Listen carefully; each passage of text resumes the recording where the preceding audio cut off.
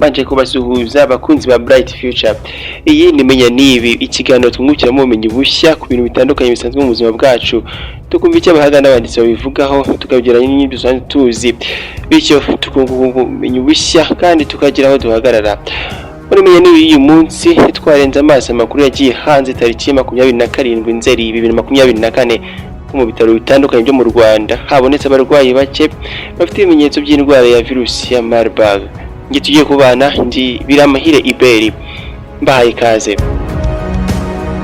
Ejo bundi hashize ku itariki 27 z'ukwezi gushize kwa Nzeri 2024 nibwo Minisiteri y'Ubuzima yatangaje ko mu Rwanda babonye abarwayi ba mbere bafite indwara iterwa n'agakoko ka Marburg. Hagiye gushira hafi icyumweru ibi bitangajwe. Kugeza ubu tariki ya 5 Ukwakira abantu bamaze gupimwa virusi ya Marburg ni 1009, aho abanduye ari 37, mu gihe bamaze guhitanwa nayo hari 10.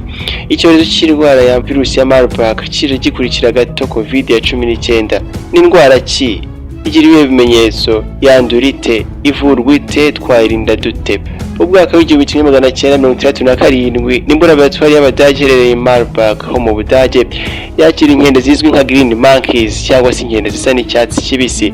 Kuva muri Uganda ku mpamvu y'ubushakashatsi bivuga ko nyuma yo kwakiriza inkende umuntu wa mbere yagaragaje ubwandu bw'iyi virusi hagati y'imisi 6 n'ibyumweru 3 nyuma yo gukora ku nyama ndetse n'amatembabuzi y'izi nkende. Ngaho iyi virusi yakuye izina ryayo Marburg virus kuko nyine yavumburiwe muri laboratoire Marburg ho mu Budage. Nubwo iyi virusi yitiriwe ahi laboratoire herereye ariko ngo siho gusa yagaragaye icyo gihe kuko mu makuru dukesha OMS ngo nahitwa Frankfurt ho mu Budage naho itari yatanzwe nyuma ikajya Libergrad ho mu Serbia hanyuma ikaza kugera hari muri Yugoslavia icyo gihe.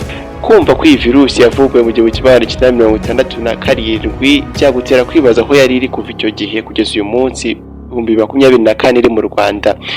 Ukuri nuko uruhererekane rwayo mu mateka rwakomeje. Ku makuru dukesha OMS 1975 nyuma y'imyaka 8 gusa iyi virusi igaragaye i Marburg yongeye kugaragara i Johannesburg muri Afrika y'Epfo aho yagaragaye ku bantu 3 igahitana umwe. Nyuma ya hariko 1980 iyi virusi yongeye kugaragara muri Kenya ku musozi wa Elgon aho babiri banduye umwe agapfa. Hayi bitari bihagije ariko 1987 iyi virusi yisubiyemo ahangaha muri Kenya n'ubundi. Icyakora iki gihe yafashe umwe ariko iramuhitana. Hagati y'1998 kugeza 2000 iyi virusi yifatiye ahitwa Indwara muri Repubulika ya Demokarasi ya Kongo ahagaragaye abantu 154 banduye iyi virusi, muri aba 128 bagapfa. Hirya y'Ibariko 2004 ndetse n' 2005 iyi virusi yongeye kugaragara muri Angola ku bantu 154, muri aba 127 yarabahitanye.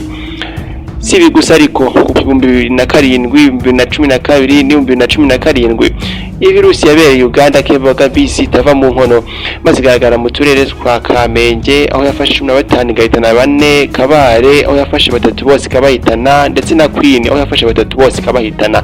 Nanone kandi vuba ahangaha 2021 iyi virusi yagaragaye Gwegedu ho muri Guinea aho yafashe umuntu umwe ikanamuhitana. Vuba cyane kandi 2022 kugera 2023 iyi virusi yongeye kugaragara Guinea Equatorial ndetse no muri Tanzania aho muri Guinea yagaragaye ku bantu 17, muri aba 12 bagapfa. Naho muri Tanzania iyi virusi yagaragaye ku bantu 9 batandatu bahitana. Ntayo bidahagije uyu munsi 2024 iyi virusi iri mu Rwanda.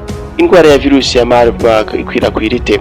Uyu munsi havuga uburyo butatu iyi virusi ishobora gukwirakwiramo. Ubwa mbere ni hagati y'abantu n'inyamaswa.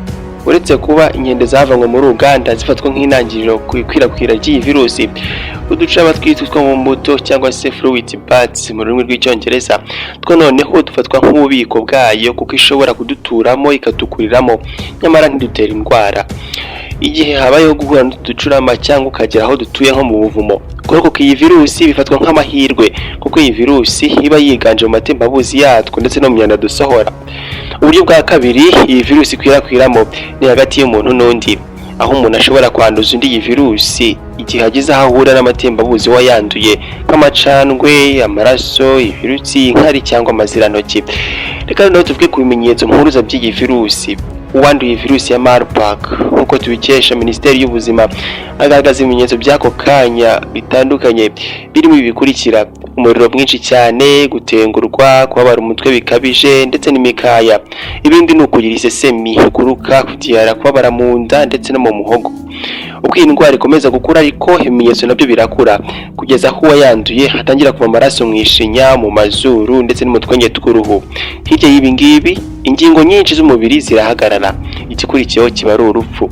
Icyo wamenya ariko ni uko kwemeza ko umuntu yanduye virusi ya Marburg biba bitoroshye kuko ibimenyetso byinshi byayo ibisangiye n'izindi ndwara nyinshi.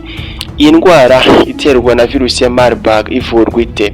Nta muti, nta rukingo kuri virusi ya Marburg. Nyamara ariko kwitabwaho no gukurikiranwa hakiri kare bigendanye n'ibimenyetso byayo byongera umubare w'abayikira. Cyane ko none tariki enye Ukwakira Minisiteri y'Ubuzima yatangaje ko 5 bamaze kuyikira.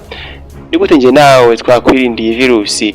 Mu ngamba ziriho kugira ngo twirinde kugira aho duhurira n'iyi virusi ya Marburg harimo kwirinda gusangira ibikoresho n'umuntu wagaragaweho ibimenyetso bisa n'ibya Marburg virus, gukaraba intoki hakoreshejwe amazi meza n'isabune ndetse no gukoresha umuti wabugenewe wica udukoko uzwi nka sanitizer. Icyo turi gukora no kugira ngo tuyishakisha aho yanyuze hose, hanyuma tunabwira umunyarwanda wese n'utwumva yuko iyi virusi ubundi ntiyanduza ibimenyetso bidahari bitagaragara.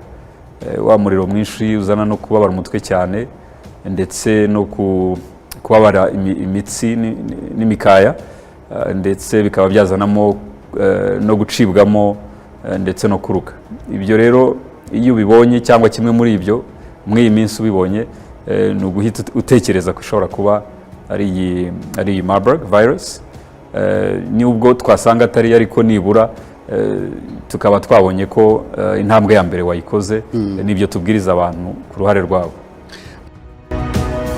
Bakunzi ba Bright Future, ni munyemere dusoreza ahangaha Menya uyu munsi tuganire kuri virusi ya Marburg, inkomoko, ikwirakwira, ibimenyetso, umuti ndetse no kwirinda. Twabanye utarakora subscribe kuri Bright Future nahawe kugira ngo nawe ujye mu bambere bakurikira video zacu zose. Ndabashimiye naho ubutaha.